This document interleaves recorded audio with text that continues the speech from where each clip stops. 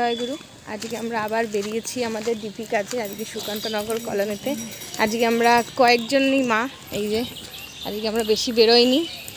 রোজ দিন সব অনেক বেশি মানুষ নিয়ে গেলে অনেক সময় মানুষের বাড়িতে ঢুকতেও অনেক সময় অসুবিধেও হয়। তো যাচ্ছি আমরা, দেখা যাক কীভাবে কি হয়, আজকে কেমন কাজ হয়।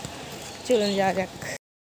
তারপর হচ্ছে সুভাষ সার, পম্পি সরকার, এই নামগুলো কি চেনা আছে? কেউ আছে?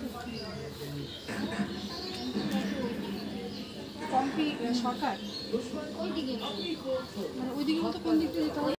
তাহলে আমি ওর বড় বোন। ও, উনি কোথায় আছে? ওনার তো বিয়ে হয়ে গেছে। বিয়ে হয়ে গেছে ওনার? কবে হয়ে গেছে?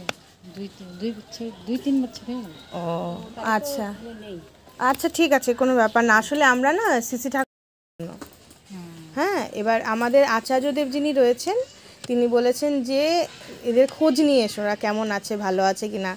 দীক্ষা নিয়েছে তাই না, তাই কতদিন তো সবসময় তার মন্দিরে যায় না, দেখাও হয় না। না, বিয়ে হয়ে গেছে, একটা কলা বাচ্চা তো, ও 2-3 মাসে আসতে আচ্ছা। পারতেছে না।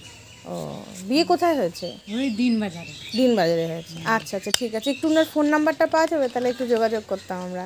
হ্যাঁ, তোমরা ফোন যে করো, যে নাম্বারটা, সেই নাম্বারটা দিলেই হবে। তো একটু যোগাযোগ করতাম আমরা। হয়েছে আজকে আমাদের একটা, আজকে এখন আবার বৃষ্টি শুরু হয়ে গেছে। আমরা আজকে বৃষ্টিতে ভিজতে ভিজতেই ডিপি কাজ করছি।